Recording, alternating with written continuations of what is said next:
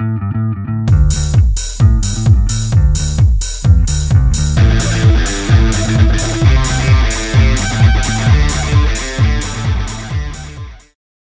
band. So today we wanted to reach out and do our first R&B spotlight with this band called the Quiet Hounds from somewhere down in the Southeast. I think we have them on the phone with us. So who do we have on the phone here today? Well, you've got the engineer and producer, and you've got the artistic development guy. You guys, I looked at your site, and what was striking about it is you guys have a real angle going here, and there's like a certain sense of mystery and intrigue about the band, which I found kind of very attractive and appealing, because I look at so many photos and so forth. So it takes something to stand out from the crowd, and your stuff, guys, really did that. So without going into all the nitty-gritty and ruining the mystery, tell me a little bit about the band, how you guys found each other, and so forth. All right. You know, we kind of consider ourselves more of a collective of minds, really. We have all been musicians, you know, for most of our lives and played in different projects. And we kind of, with this particular thing, we wanted to just curate something of a little bit higher taste level and bring in some elements that we felt were like a little bit more mature than what you get from most bands.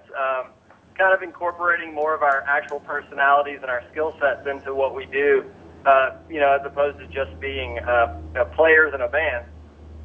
So we all kind of came together from different projects, and once we started writing, stuff came very naturally, and it kind of went really quick, and that's kind of been our story. The music aspect has been such an easy portion that it leaves us a lot of room to work on. You know, the presentation and the theatrics and the mystique. Well, it's funny. I got an old saying that timing and lighting is everything, I find, in my career, and so it's striking to me how many times great music has kind of almost happened in the moment. That when you think about it too much and you get conscious about it, it doesn't happen. Do you guys find that that's the case? I think it's definitely the case. There's a fine line to walk, and if you go too far past that line, people don't tend to take you as seriously, and if you overdo the art and the theatrics and even the lighting, as you said, it really can just subtract from the entire experience. Yeah, I think... Yeah, I think go ahead. Timing also seems to be, you know, if you look at it in two ways, the macrocosm of timing and the microcosm. I mean, in the big picture, you know, the universe has a huge voice in what we do and how we came together, if you want to call it serendipitous. But in the microcosm, you know, timing is also how you effectively achieve successful events, songs, you know, the way you market yourself and all that stuff. So your timing is a huge, you know, a huge pillar of what we do. Who's in charge of, who's helped you guys shaped this presentation of yours on your photos, on your website, and on the video that we're going to take a look at in a bit? We did the video with a friend of ours, Scott Lansing. The rest of the creative look, I kind of lead the way on it, but we definitely, the five of us collectively, we talk as much as we rehearse. And at the front end, it seems maybe a little silly to people, but we meet and discuss things so much that we come to a common ground, and that's how we find stuff that looks and feels right. And I always use the term, the songs themselves, they're our children, and we don't want to dress them in ridiculous outfits. So that's great. I mean, you have to make your artwork, your website, the stuff needs to match each other. It doesn't necessarily need to copy one another. I think I think the simple answer is that, you know, we kind of do everything ourselves, and anytime we bring someone else in, you know, there's somebody that we, you know, believe in their art, and it feels like a part of what we do. Let me ask you this. You guys also, you write terrific songs. The musicianship is top-notch, but the musical backdrop is very interesting. It's got kind of a rootsy vibe to it. I love, I'm forgetting the song now, but there was a great song with a harmonica bit. I think it was I Get Up. Some great textures and all that stuff.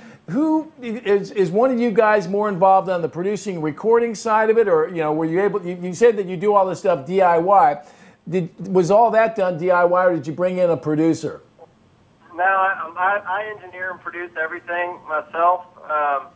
It's something that I also do kind of as my career, if you will. But this project is actually, in all honesty, probably been the project that showed me what my path was for. We have a lot of different elements in the band. Our lead singer is a beautiful singer, and he has a very poetic way with words. And I think my strength is the production of what we do and how to present this in a way that feels kind of what you said, kind of rootsy and kind of classic, but also presented in a way that people can get today that's exciting. I feel like that we've tapped into that a little bit. And yeah, we're very particular about, what goes out and how it comes across. So I don't know if we'd be willing to let our hands off of that, especially at this stage. Yeah, interesting. Well, I tell you, I think you've done a great job. Now, it's one thing to talk about. Seeing or hearing in this case is believing. So what I'd like to do is show a little bit of your video, and then we'll come back and talk about that. Jared, cue up that video, please.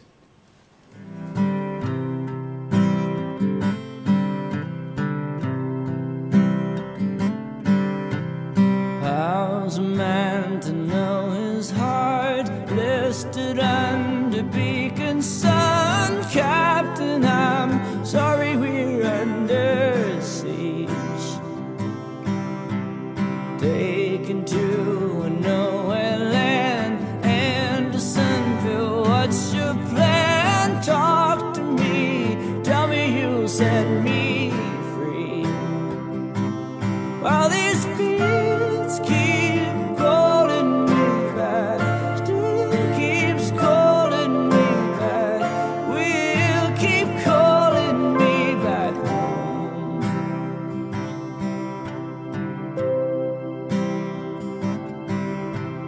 Once a father, husband, son, captured under someone's gun. Mother, I'm hoping you'll forgive me. Taken to a nowhere land, I can't even understand where we're going, better yet where we've been. While these beats keep calling me back, still keeps calling me back, will keep calling me back home.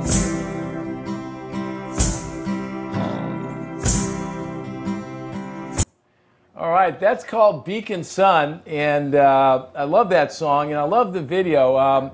Brian, what do you think? I like it. All right, there Like you it. have it. From maybe New next year's fan, new fan. new fan. There you have it. Talk to me a little bit about the video. I know there's a storyline, gentlemen, behind the video. Real quick, tell me what that is, and give me a little insight into how you put together something that had such terrific production value for no money on a DIY type of gig. Okay. The song originated with a conversation with a friend, kind of in the art world, just about going to this place in Georgia, in South Georgia, called Andersonville. And it's where there was a Civil War, a prison camp, basically. And we got very inspired by this story, this idea. And, we felt like there was something worth writing about there that had some meaning to it. So, we kind of wrote the song initially and were brainstorming the imagery kind of along the way. And with the video, our buddy Scott Lansing, he kind of brought to the table, this concept that was, us being the entities, kind of watching this story unfold and kind of, bearing witness to this, historical relevance. And it was really meaningful to us, and it really spoke to us. And so that's kind of, the basis of the idea of what we were writing about and what you're seeing.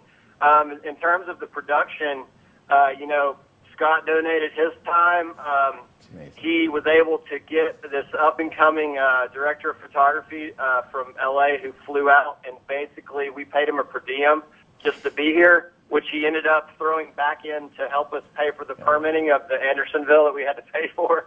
So we probably had a 30-person crew working for nothing. I mean, everybody just believed in the song and the vision of what was happening, and so I guess that we're lucky in that way that a lot of talented people have kind of said, hey, you know, we want to be a part of what you're doing.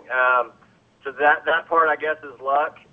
You know, maybe the music has inspired some folks to want to help us, and that's pretty cool. Well, I think you guys. To add to that, Steve, you should, for any young bands out there listening. I think what you guys it's are really doing. important for that. Excuse me. I was saying is what you guys are doing really speaks to that whole DIY spirit. It speaks to this whole notion of what I like to call mind over money, where the labels used to just throw money at everything and hope they came up with a great idea. There's some unbelievably great stuff happening. Next week we're going to feature another band called Hurricane Love. Did something similar. Now, real quick, we're running a little bit behind schedule because I can't stay on schedule here, gentlemen. So I know you guys don't play a lot of shows. I know you're big on presentation. And you guys are doing a show here coming up this Saturday, is it, from a special place in Atlanta, which you're going to be streaming live on the internet. Talk about that real quick, and then I'm going to let you go. Okay, yeah, we're doing a show here. It's at a place called the Goat Farm. It's an art center in downtown Atlanta, actually on the west side. So we're going to be doing this show here. There's going to be some theatrics involved. It's kind of an evening. We don't really play bills. We make it all about the evening and the experience. We want to deliver something that's meaningful, that will have some nostalgia attached to it at the end of it. And in terms of the live stream, again, another contact, a friend of ours named Matt Riles works for one of the colleges down here, and he has a front called NDATL, and he helps do some band videos and interviews, and kind of similar to some of the stuff you do. And he kind of has the resources and capabilities of helping us do this live stream. So, you know, our philosophy is, you know, we have fans all over the country and you know, even out of the country, and we don't want to forget about them. Well, you got Right now right here. We are we're a little bit confined, you know, right now to doing a vast production in a place that we're a little more comfortable, where we have more resources, and we're growing that. You know, we are trying to grow that as best we can, but we don't want to forget about the people outside of that. So we want to give them that option to see what we're doing, and at the same time, you know, we are definitely a tech forward-thinking entity. We definitely want to be on board with trying to push the envelope in what the tech world's doing with music. Good. Well, I think if you got something to say, you definitely have to be on that tip. Real quick, tell us where we can see that webcast. Tell us when. The show is going to be at 8 p.m. on Saturday, November 17th. That's East Coast time. The performance is 9:30, so that's about when the stream will go. And you'll be able to find that at quiethounds.com. And that'll kind of give you, you'll be able to see it there, and then there'll be some other places, but quiethounds.com is where you want to go to check it out. Perfect. Gentlemen, I want to thank you guys for taking the time. I want to thank you for making some great music. Brian, I'll be watching. Thank you. So I'm dying to see what the presentation looks like on the live front. I think you guys are doing a lot of great things. I think some of our members could take a few lessons to. Gentlemen, thank you very much. Good luck to you. I hope to talk to you again real soon. Yes. Thanks so much.